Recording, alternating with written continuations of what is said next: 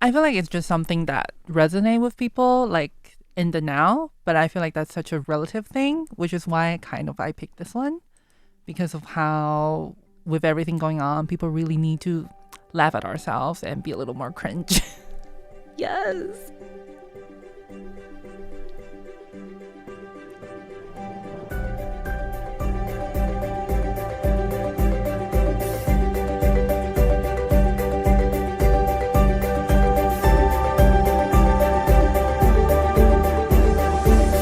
Hello, everyone, and welcome to Tales of Our Times. This is a show where we discuss the stories that move us, what makes them so meaningful, and why others could or should find meaning in them as well. This is not a spoiler-free show, so bear that in mind as you continue to listen. We tackle books, movies, TV shows, and more. Where there's a story, there's a reason to read or watch in today's case. I'm your host, Amanda Stevens, and joining me today in the studio is today's guest, Ariel. Hey! Welcome. Yay. Thank you so much for coming in on this rainy day. Yes, but thankfully it stopped. Yeah, finally. It's been a little bit miserable for the last few days. Yeah. Perfect weather, though, for watching TV. Yes. So before we get into that, though, could you please introduce yourself? Yeah, so I'm Ariel. I am 28 and I'm Taiwanese. But that's pretty much it. Awesome. Great. Love to hear it. So let's then get into this show that you've brought. Yes. I guess I should say, what story have you brought for us to talk about today? And it's a show called Crazy Ex-Girlfriend, and it's a CW musical comedy from 2015 to 19. Man, words that you don't often see together, and yet Yeah. so good. I so love a good. dark musical comedy. Yes. It's so fun. We just recently talked about the producers.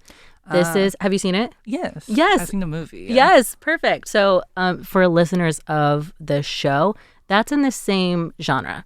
When I say Kind of. dark musical comedy, it's Yeah. technically all three things. Are they the same stories? No, Absolutely not at all. But that's gives you maybe an idea of when I'm I love that genre. Yeah. Those are technically in the same genre. Yeah. So, but not related. So what can you tell us about Crazy Ex-Girlfriend? We're only talking about episode 1. Yes. There's something I forgot to ask you before we started, which is the show finished or is it ongoing? It is finished. Yeah. Honestly, perfect. I love a show that I can binge and finish. Yeah. That's it's one of my 4 favorite seasons. things. Perfect. Yes. I feel like that's the perfect length for a TV show.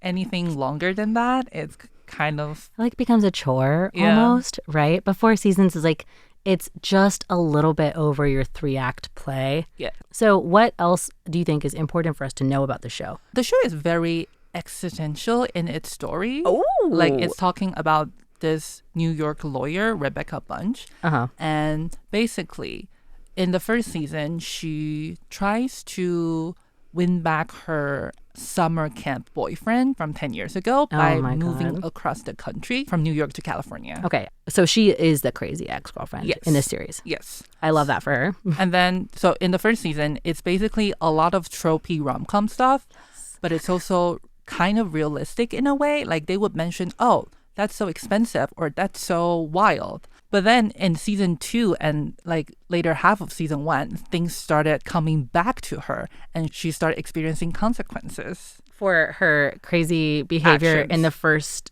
season. Yeah. Oh my God. And then things get existential for her and she went on this depressive bender in season 3 and was Yeah. in a revenge plot. Oh my God. Yeah. And then by the end of season 3, she started doing new medication and doing new therapy. And in season 4, it's kind of how she finds her way to herself again. Oh my So God. it's quite a complete arc, and I really like Whoa. that. For, This is basically, and you correct me if I'm wrong, Yeah. Crazy Ex-Girlfriend, the whole show is basically what if you tried to pull off a rom-com style whatever, but in real life? I would say so, yeah. Oh my God, Yeah. wait, that's so fun. Yeah. And it's a musical? Yes, Do they sing in every episode? they do. So Oh my God. the format is you basically have at least 2 songs in each episode. I do think this show does really well is how they blend different musical genres. Oh. In the first episode alone, you have a classic Broadway number, and then you have a pop-inspired number that's about how women get ready before going out and how men does nothing. Yeah, that's kind of true. I feel like that is kind of true, though, honestly. So, okay. I am so excited to hear about this show because I knew I had seen it before. Yeah. I want to know so much more. So can you please give us a summary of the first episode of Crazy Ex-Girlfriend? So I will say, before I start watching this show, I actually feel like I wouldn't like this show based on the summary Netflix gave me. Okay. Which was a crazy ex moved across the country to win back her summer camp boyfriend from 10 years ago. Yeah. But that's only true for the first 10 minutes. Oh my God. That's only the first 10 minutes. Whoa. Yeah. Okay, so it's like a very basic pitch. Yeah. So the first episode, we start with a scene from summer theater camp 10 years ago. Oh, she's a theater camp kid. Yeah. Of course she's it's a musical. Of course she's a theater camp kid. Yes. And we see Rebecca was terrible at singing, but she loves the theater. Then she had to say goodbye to her summer boyfriend, Josh. But Josh didn't want to keep things going. Oh, no. So her heart was broken. Yeah. And then we flash back to 10 years later, and she's like this successful lawyer that's about to get promoted to become the youngest partner of their firm. Of course. Yeah. Yes. But then when that was just about to happen, she had a panic attack because she felt like, I should be happy, but I'm not. Mm-hmm. So she ran out of the office, and then she ran into Josh. Of course. Yes. And so Josh was like, oh my God, it's so crazy. Like, you're here, I'm here, but I'm actually moving back home right now because New York is such a rat race and back home everyone's so happy. And Rebecca was like, happy? Yeah, I'm seeing it coming together. So when she got the partner news, she was like, actually, something more important came up. So I am going to pursue my happiness. And she breaks into a number and then within the number, move across the country to West Covina, California. And this is the classic Broadway musical number. So it's you have her moving montage, essentially. Yes, basically. So she was like running across New York City and then flying across the country, and you'll see her moving, and you have like background dancer from very good. Yeah, from the West Covina people. Yeah. Okay. So, but this is still then just in like the first 10-ish minutes. Yeah. So then we get introduced to her new law firm people. We have Daryl, her boss, and Paula, the paralegal. When Daryl introduced Rebecca to the firm, Paula was really suspicious of Rebecca because Rebecca seems too good for this place. What's she doing here? Yeah. Like she was Harvard and Yale law and she's here. Yeah. Weird. But Rebecca says, I don't know anyone here. She was like trying so desperately to hide. She moved here for Josh. Understandable. And then she went on this quest of finding Josh because when she texted Josh, Josh doesn't text back. Of course, because he's like, why would you be here? Yeah. She then ran into Greg, who's Josh's friend. And Greg falls in love with Rebecca immediately because Rebecca is beautiful, successful, and doesn't give him any attention. She's like the hallmark main character. Yeah. So Greg told Rebecca Josh was supposed to be at this party and invited Rebecca to come. Yeah. And Rebecca then goes into this sexy getting ready song. This is the pop song. Yeah. Yes. Okay. Song. Very good. Yes. And the reason I love this show is how funny the songs are, but also how good the songs are. Yeah. Like, you have to if you're gonna dedicate like so much airtime to have like two bespoke musical numbers, you need to invest in them. Yeah. Right? Like with the comedy elements in the first song alone, they talked about how like music program was getting cut. Wow, that's like real immediately. Yeah. Oh my God. And like in the second song, they were talking about how you have to be so smooth. So we're saying goodbye to our skin. And people, sorry, I've been making like a lot of faces in this episode because I'm just constantly like overjoyed and then shocked also. Yeah. So, okay, very good, very clever. I love it. Yeah. Be smooth. So smooth it out. Yeah. Contour. Yes. Get rid of everything. Yeah. Except for the highlights. Highlighter. Yeah. And then how boys get ready is just show napping. Up. Okay. Yeah. Yeah. Like we were supposed to have this whole verse for how boys getting ready, but they're just napping. Oh my God. Okay. Does episode 1 have what happens at the party? Yes. So we arrive at the party and Josh wasn't there. So Rebecca was trying to be inconspicuous when like looking for Josh. Yeah. So she was just making out with Greg in every room. Wow. Crippling for Greg. Yeah. Okay. And then Greg gets a text from Josh saying that, oh, I'm not coming. Mm-hmm. And Rebecca was in shock. It turns out Josh actually moved it back for his girlfriend. And Rebecca was crushed. So then Paula shows up because this whole time Paula was investigating on Rebecca. And Paula is the paralegal. Yes. At her new law firm. Yes. Oh my God. So Paula showed up and confronted Rebecca saying, you know Josh Chen. But you said you didn't know anyone. Yeah. So like, what's going on? And Rebecca started explaining how things has happened. And then she realized, oh my God, am I crazy? And she started having a meltdown. But this is when Paula became on Rebecca's side. Yeah. Yeah. Yeah. Okay, so she gets a friend. Yes. So she crashes out. Yeah. But And we have a little reprise of how Paula is singing, you guys are gonna be together. It's gonna work out great for you. oh no. And then we end there with Paula suggesting driving past Josh's house. Paula. There is such a thing as like a friend that is too supportive, you know? Yeah. So, okay, this is like gold. It's just so cheesy, but Yeah, yeah, so good. very much to a point, like to a purpose, though, it feels like. Yes. So then what made this show, and you can say episode 1 if you want, but also if you want to speak more broadly to like the whole show, so meaningful to you personally? On a lot of levels, because I first watched this show when I was in university, and I was going Oh my through, God, it's like the perfect time for Yeah. something like this. and I was also going through my first like mental health crises. Oh my God. And this girl. show touched on so many like mental health problems. And I just resonated with Rebecca on that storyline a lot. Rebecca is like really giving like big college energy. Yeah. For sure. Yeah, like yeah. based on what you said so far, it's definitely like, while it's like couched in the typical rom-com kind of beats, like I said, Yeah. she's like a typical Hallmark character. Yeah. It's also like really what a lot of people go through in college. It's like, I thought this was supposed to fulfill me. It's not working out. Maybe my romantic relationships will work out. Yeah. That's not working out. Maybe I'm the problem.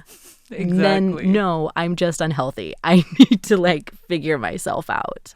But I feel like this show also has a lot of good representation, especially for its time. Really? Yeah, like Josh is Asian. Love. And we have... And he's a male lead for like the whole show. Yeah, he's the whole, like, romantically for the entire show. I love it. Sorry, I cut you off. You were saying, and we Yeah. have. And we also have, like, a lot of LGBT representation. Like, Daryl, Josh's boss, turns out to be bi, and he's saying, like, this whole, I'm getting bi number.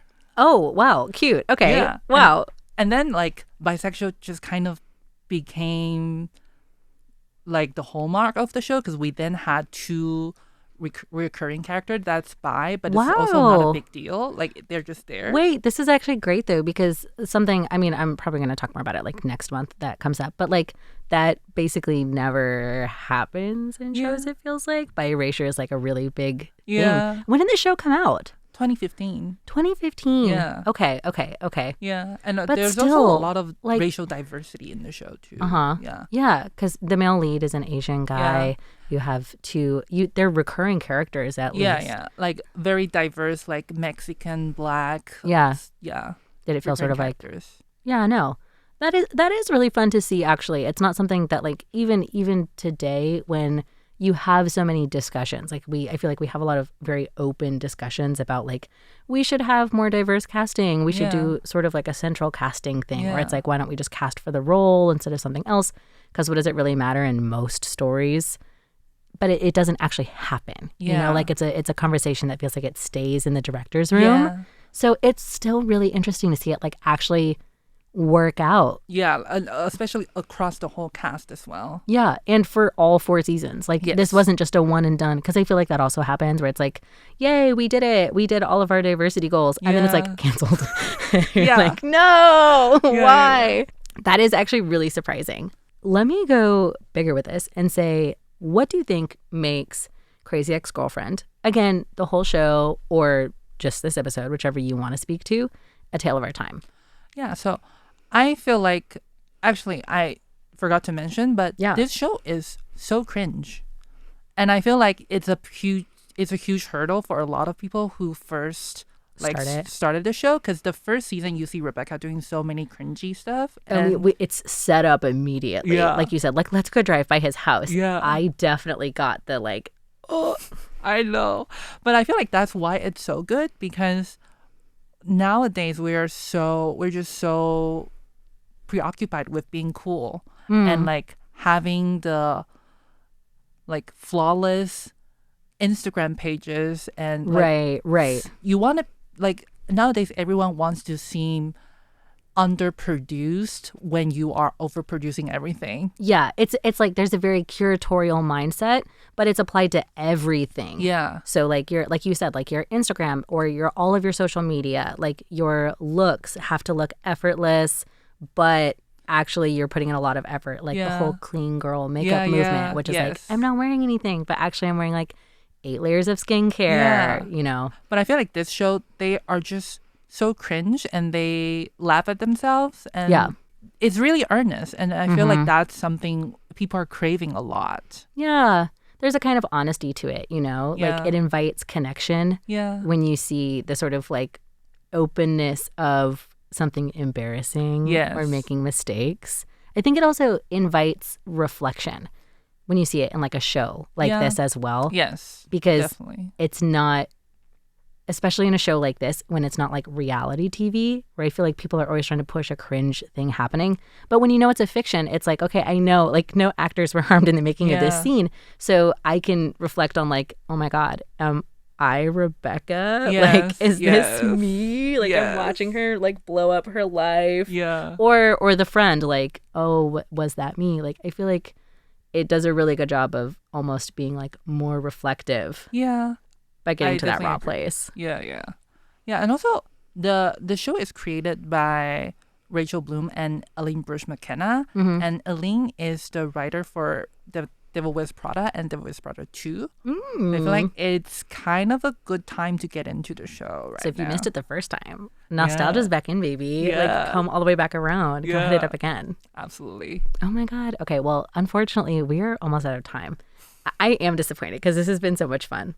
But before we go, if you could give, let's stick with the first episode, I guess, Crazy Ex-Girlfriend, episode 1, a one-phrase subtitle of your very own, what would that be? Yeah, I want to say like something like, oh, we all need to be more cringe. I'm like in love. Yes. Crazy Ex-Girlfriend, episode 1. We all need to be more cringe. Yeah. Yes. Ariel, wait. Oh my God. Is this like what I'm doing tonight is watching Crazy Ex-Girlfriend? That would be a good idea. Yeah, this is definitely so fun. Wait, I'm so sad we're all out of time, but I've had so much fun talking about this. And you said a lot of people watch this show, and yet it does not get a lot of recognition. Actually, the viewership was really low. What? But they got, I think they were like the lowest viewed show to get 4 seasons on CW at the time. Yeah, but the like critic rating were like great through the roof. Yeah, like the critics were raving about the show. So this is our recommendation. Everybody out there, go and change that. Yeah, go watch this show. Yes, go absolutely. Be more cringe. Yes. Ariel, thank you so much for coming in today. I had so much fun. Same. Oh my goodness. And thank you to all of you listeners out there. This has been Tales of Our Time on Radio Taiwan International. I was your host, Amanda Stevens, with today's guest, Ariel. Yay. And we were discussing the story, the show, episode 1 of Crazy Ex-Girlfriend. Everyone needs to be a little more cringe. Yes. A tale of our time. We'll see you next time.